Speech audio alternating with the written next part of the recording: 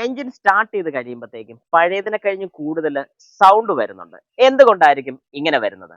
Hi, നമസ്കാരം. ഞാൻ Rakesh M G ടിപ്സിലേക്ക് എല്ലാവർക്കും സ്വാഗതം. എല്ലാവരും സുഖമായിട്ടിരിക്കുന്നു ഞാൻ വിശ്വസിക്കുന്നു. അതായത് കുറച്ച് പേരെങ്കിലും ഇങ്ങനെ ഒരു കംപ്ലൈന്റ് പറയുന്നുണ്ട്. അതായത് നമ്മുടെ വാഹനം ഓടിക്കുന്ന സമയത്ത് സാധാരണ രീതിയെ കഴിഞ്ഞും കൂടുതൽ സൗണ്ട് വരുന്നുണ്ട്. എന്നാൽ ഇത്ര എല്ലാവരും പറയാറില്ല. എന്തായിരിക്കും, അല്ലെങ്കിൽ ആ സൗണ്ട് എവിടെ നിന്നാണ് വരുന്നതെന്ന് പലരും വ്യക്തമാക്കാറില്ല. ഇങ്ങനെ വരുന്ന സമയത്ത്, അല്ലെങ്കിൽ നിങ്ങൾക്ക് ഇങ്ങനെ ഒരു കൺഫ്യൂഷൻ വരുന്ന സമയത്ത് ആദ്യം ചെയ്യേണ്ട ഒരു കാര്യം എന്ന് പറഞ്ഞാൽ, എപ്പം ഏതൊരു കണ്ടീഷനിലാണ് നിങ്ങൾക്ക് ആ സൗണ്ട് ഫീൽ ചെയ്യുന്നുള്ളത് ജസ്റ്റ് ഒന്ന് നോക്കുക. അതായത് വാഹനം ഓടിച്ചുകൊണ്ടിരിക്കുന്ന സമയത്ത് എപ്പോഴാണ്, അതായത് കൂടുതൽ ആക്സിലറേഷൻ കൊടുക്കുന്ന സമയത്താണോ? ഞാൻ ഈ പറഞ്ഞു വന്നൊരു പോയിന്റ് എന്ന് പറഞ്ഞാൽ, നമ്മുടെ വാഹനത്തിന്റെ സൈലൻസറിൽ ഒരു ഹോൾ വരുന്ന സമയത്ത്, അത് ശരിക്കും അറിയണമെന്നുണ്ടെങ്കിൽ വാഹനം സ്റ്റാർട്ട് ചെയ്ത് ന്യൂട്രൽ ഇട്ട് കഴിയുമ്പോഴത്തേക്കും കുറച്ചൊന്ന് ആക്സിലറേറ്റർ കൊടുത്തു നോക്കണം. ഒരുപാട് ആക്സിലറേറ്റർ കൊടുക്കരുത്. ഏകദേശം ഒരു 2000-2500 RPM അതിന് മുകളിലോട്ട് ആക്സിലറേറ്റർ കൊടുക്കാതിരിക്കുന്നതാണ് നല്ലത്. വെറുതെ പെട്രോൾ കളയും, വെറുതെ പെട്രോൾ കത്തിപ്പോകും. ഇനി ഡീസൽ വാഹനങ്ങളാണെങ്കിൽ ചിലപ്പോൾ ഓയിലും കൂടെ കയറി കത്തി എഞ്ചിന് പണി വരെ വരാനുള്ള സാധ്യത കൂടുതലാണ്. അതുകൊണ്ട് ഒരു കാരണവശാലും അങ്ങനത്തെ ഒരു പ്രാക്ടീസിന് പോവാതിരിക്കുന്നതാണ് നല്ലത്. അപ്പൊ ഞാൻ പറഞ്ഞു വന്നൊരു കാര്യം, നമ്മുടെ വാഹനത്തിന്റെ സൈലൻസർ അല്ലെങ്കിൽ മഫ്ലർ യൂണിറ്റിന് എന്തെങ്കിലും രീതിക്ക് ഹോൾ വീണിട്ടുണ്ടെന്നുണ്ടെങ്കിൽ നമ്മുടെ ആക്സിലറേഷൻ കൊടുക്കുന്ന സമയത്ത്, അല്ലെങ്കിൽ വാഹനത്തിൽ കയറി ആക്സിലറേറ്റർ കൊടുക്കുന്ന സമയത്ത് നല്ലൊരു ഒച്ചയായിരിക്കും. ഊ ഊ ഊ എന്നൊക്കെ പറഞ്ഞുകൊണ്ട് ഭയങ്കരമായിട്ട് നമ്മൾ ആക്സിലറേറ്റർ കൊടുക്കുന്നതിനനുസരിച്ച് സൗണ്ട് വരും.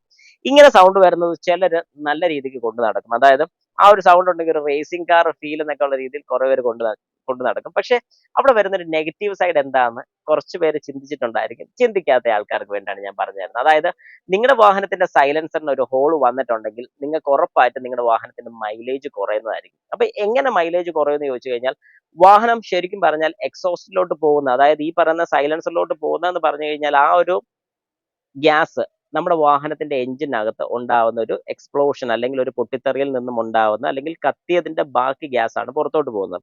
എക്സോസ്റ്റ് ഗ്യാസിന്, അല്ലെങ്കിൽ നമ്മുടെ ഈ പറയുന്ന ഒരു സൈലൻസറിന് ഹോൾ ഉണ്ടെന്നുണ്ടെങ്കിൽ ആ ഹോൾ വഴി വളരെ പെട്ടെന്ന് ഈ ഗ്യാസ് പുറത്തോട്ട് പോകും. അപ്പൊ കുറച്ച് പേരെങ്കിലും ചോദിക്കുക, അത് നല്ലൊരു കാര്യമല്ല, പെട്ടെന്ന് പോകുന്നതല്ല നല്ലത്? ഒരു കാരണവശാലും അല്ല. ഇപ്പോൾ ശരിക്കും പറഞ്ഞാൽ VVT, അല്ലെങ്കിൽ വേരിയബിൾ വാൽവ് ടൈമിംഗ്, നമ്മുടെ വാഹനത്തിന്റെ ടൈമിംഗ് ചെറിയ രീതിക്ക് അഡ്വാൻസും റിട്ടേർഡും നമ്മുടെ വാഹനം തന്നെ ചെയ്യുന്നുണ്ട്. അതായത് ഇത് സെറ്റ് ചെയ്യാൻ വേണ്ടിയിട്ട് തന്നെ ഒരു ഓയിൽ വാൽവ് വരുന്നുണ്ട്. OCV എന്ന് പറയും, ഓയിൽ കൺട്രോൾ വാൽവ് യൂസ് ചെയ്താണ് ഈ വാൽവിനെ സെറ്റ് ചെയ്യുന്നത്. അതായത് എത്രത്തോളം അഡ്വാൻസ് ആക്കണം, എത്രത്തോളം റിട്ടയർഡ് ആക്കണം. ഇത് ചെയ്യുന്നത് എന്തിനാന്ന് ചോദിച്ചു കഴിഞ്ഞാൽ, നമ്മുടെ വാഹനത്തിന്റെ ഇൻടേക്ക്, അതായത് വാഹനത്തിന്റെ പുറത്തുനിന്ന് അറ്റ്മോസ്ഫിയറിലെ എഞ്ചിനകത്തോട്ട് വലിക്കുന്ന എയറിനെ കൺട്രോൾ ചെയ്യാനും, എക്സോസ്റ്റ് പോകുന്നതിന്റെ എക്സോസ്റ്റിനെ കൺട്രോൾ ചെയ്യാനും ഒക്കെ യൂസ് ചെയ്യുന്നതാണ്. അപ്പൊ എത്രത്തോളം എക്സോസ്റ്റ് പുറത്ത് പോകണം, അതായത് നമ്മളിപ്പം വളരെ സ്ലോ ആയിട്ട് പോകുന്ന ഒരു സമയമാണെന്നുണ്ടെങ്കിൽ, അതായത് ഏകദേശം ഒരു 40-50 കിലോമീറ്റർ സ്പീഡിലൊക്കെ പോകുന്ന സമയമാണെങ്കിൽ വാൽവിന്റെ മെക്കാനിസം കുറയ്ക്കും. അതായത് എക്സോസ്റ്റ് ഗ്യാസ് ഫുള്ള് പുറത്തോട്ട് പോകത്തില്ല, ചെറിയൊരു എമൗണ്ട് ഇതിനകത്ത് കാണും. ഇൻടേക്ക് എടുക്കുന്നതിന്റെ കൂട്ടത്തിൽ ഫ്രഷ് എയറിന് പകരം കുറച്ച് ഈ ഒരു നോർമൽ എയറും കൂടെ, അല്ലെങ്കിൽ ഈ ഒരു ബേൺഡ് ഗ്യാസും കൂടെ കുറച്ച് അതിനകത്ത് കാണും. ഇങ്ങനെ ചെയ്യുന്നതിന്റെ ഒരു അഡ്വാൻറ്റേജ് എന്താന്ന് പറഞ്ഞാൽ, നമ്മുടെ വാഹനത്തിന് മൈലേജ് കിട്ടാൻ വേണ്ടിയിട്ടാണ് ഇത് യൂസ് ചെയ്യുന്നത്. ഇത് പലർക്കും, എത്ര പേർക്ക് അറിയാമെന്ന് എനിക്കറിയത്തില്ല, പക്ഷെ ഇങ്ങനെ ഒരു ലോജിക് അതിനകത്തുണ്ട്. ഓക്കെ, അത് നമുക്ക് മാറ്റി വെക്കാം. പക്ഷേ ഇനി ഇതുപോലെ നിങ്ങളുടെ വാഹനത്തിന് സൈലൻസറിന്റെ സൗണ്ട് വന്നു കഴിഞ്ഞാൽ, അല്ലെങ്കിൽ ഇതുപോലെ ആക്സിലറേഷൻ കൊടുക്കുന്ന സമയത്ത് സൗണ്ട് വരികയാണെങ്കിൽ, ചെറിയ പ്രശ്നങ്ങളാണെന്നുണ്ടെങ്കിൽ അത് വെൽഡ് ചെയ്ത് തീർക്കാൻ നോക്കുക. ഇനി അതല്ല, ഇതിനകത്ത് ഒരുപാട് തുരുമ്പും കാര്യങ്ങളൊക്കെ എടുത്തിട്ടുണ്ടെങ്കിൽ, അതായത് ഈ മഫ്ലർ യൂണിറ്റിനകത്ത് ഒരുപാട് തുരുമ്പ് കാര്യങ്ങളൊക്കെ എടുത്തിട്ടുണ്ടെങ്കിൽ അത് റീപ്ലേസ് ചെയ്ത് വിടുന്നതാണ് നല്ലത്. കാരണം ചിലരെങ്കിലും സൗണ്ട് മാറ്റാൻ വേണ്ടിയിട്ട് ചെറിയ പീസ് വെച്ച് വെൽഡ് ചെയ്യാറുണ്ട്. പക്ഷെ അങ്ങനെ വെൽഡ് ചെയ്ത് കഴിഞ്ഞാൽ പെർഫെക്റ്റ് ആയിട്ട് ഓക്കെ ആവും നമ്മൾ പറയാൻ പറ്റത്തില്ല. കാരണം ഈ പറയുന്ന ഒരു ഫംഗ്ഷൻ അവിടെ പ്രോപ്പറായിട്ട് വർക്ക് ചെയ്തില്ല. അങ്ങനെ പ്രോപ്പറായിട്ട് വർക്ക് ചെയ്യാതെ വരുന്നുള്ളതുകൊണ്ട് എക്സോസ്റ്റ് ഗ്യാസിന്റെ, ഞാൻ ഈ പറഞ്ഞ പോലെ, ആ ഒരു പ്രഷർ കൺട്രോൾ ചെയ്യാൻ അവിടെ സാധിക്കത്തില്ല. അങ്ങനെ കൺട്രോൾ ചെയ്യാൻ പറ്റാതെ വരുന്ന സമയത്ത് നമ്മുടെ ഈ പറഞ്ഞ പോലെ ഫ്യൂൽ എഫിഷ്യൻസി കുറയും.